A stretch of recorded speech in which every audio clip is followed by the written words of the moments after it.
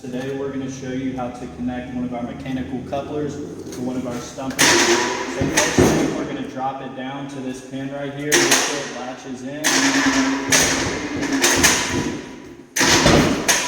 Next, if you want to follow me right here, we're going to drop this down as well.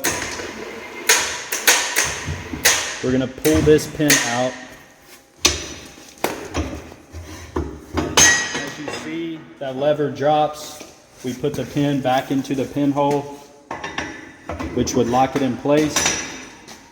And then to take it off, we would take this pinhole off, raise it up,